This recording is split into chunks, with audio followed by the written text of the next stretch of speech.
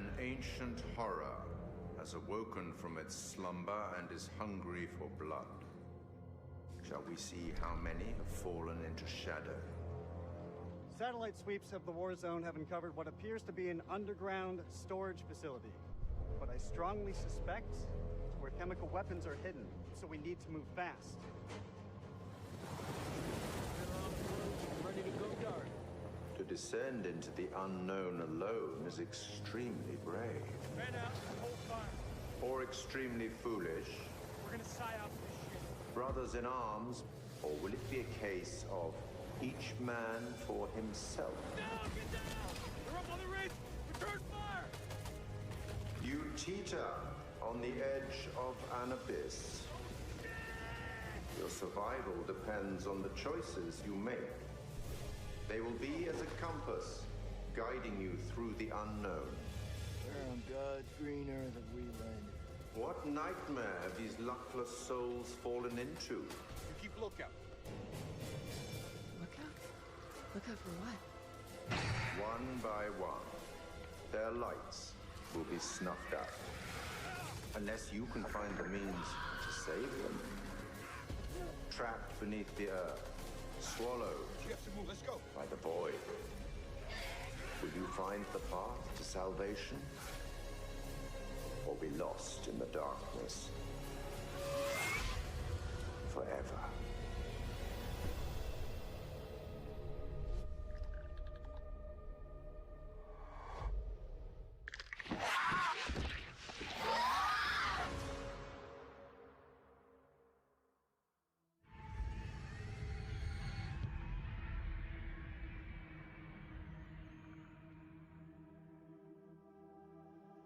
We're here at Supermassive to talk about the next game in the Dark Pictures Anthology, House of Ashes.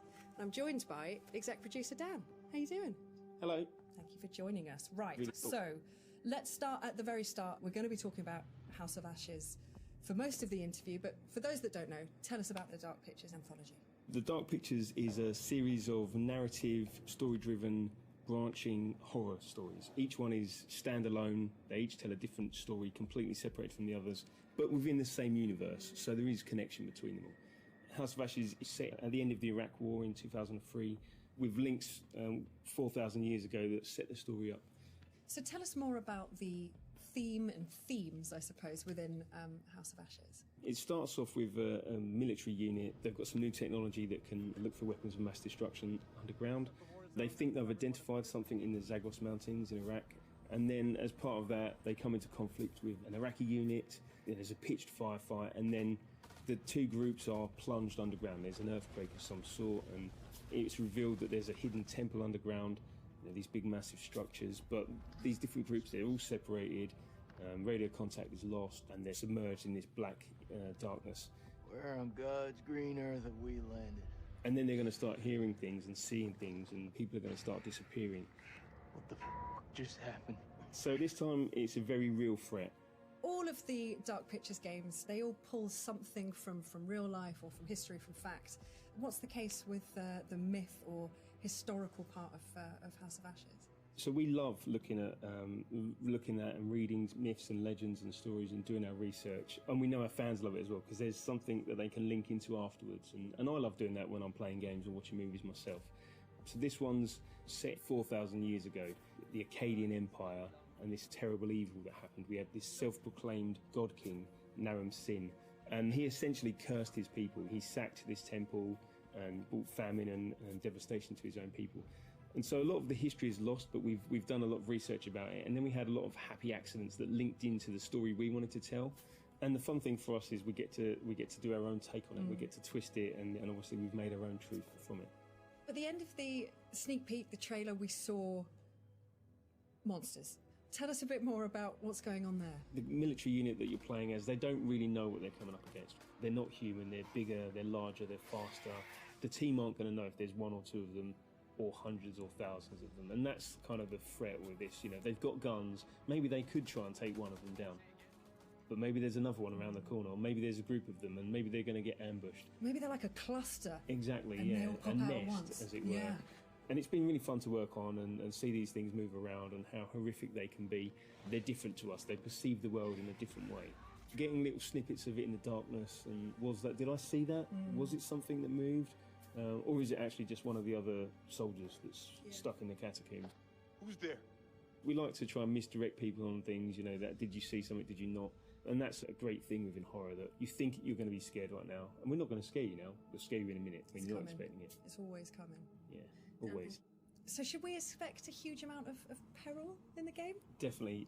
We love to do it.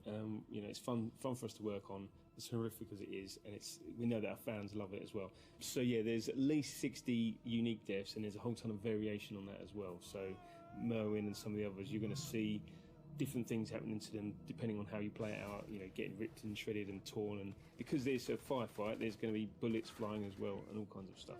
And it's not just the deaths, it's the gore that goes along with it, and lots of blood. Wicked. It sounds absolutely terrifying. I'm in. Not gonna lie, man. It's pretty bad.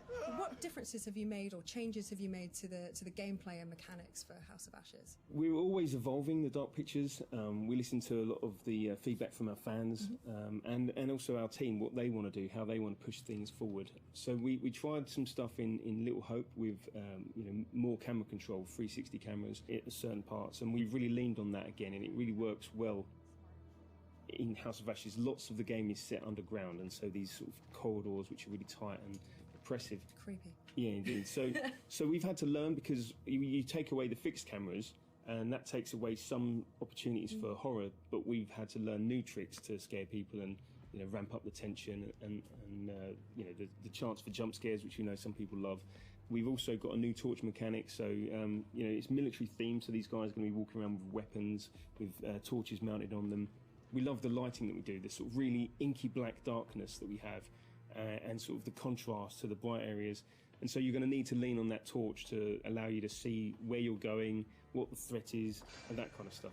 We've also done things like added difficulty settings to this game. So in Little Hope we added QTE warning icons as an example, and we've got some really good positive feedback about that, but also some people want to turn that off.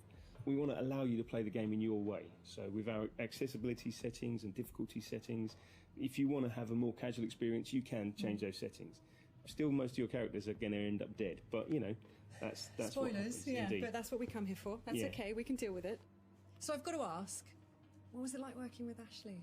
So Ashley was fantastic. She researched Rachel. She understood her when she came on the set, which is so refreshing. She knew her inside out.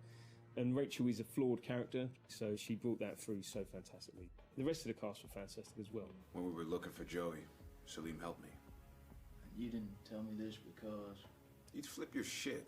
We want you to connect to these characters and understand them as humans. We want them to seem real because they're real to us. We spend a long time designing them, and I don't mind if you hate any one individual character, because you don't like everyone in real life.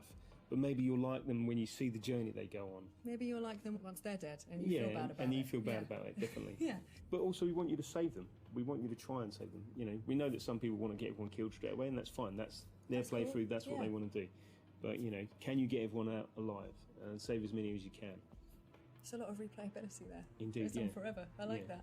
So, last question. Favourite scene? Favourite scene? So, Salim, our Iraqi soldier, and Jason Kolchak, one of the Marines that's there. There's a way that can play out, and a sort of contest between them, and you can make it go in a number of different ways.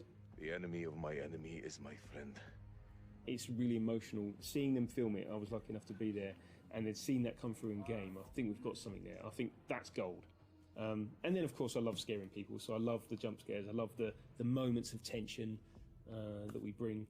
We can't hold you in that moment, so we've got some fantastic jokes in there as well to allow you to relax for a moment before we scare you again. To take your mind off the imminent threat. I like that. Dan, thank you so much. This has been really cool to talk about, and I'm sure, I'm excited and terrified in equal part, and everyone else is just excited, I'm sure of it. And it's been a real pleasure to speak to you, and I can't wait to get it into people's hands. It's going to happen.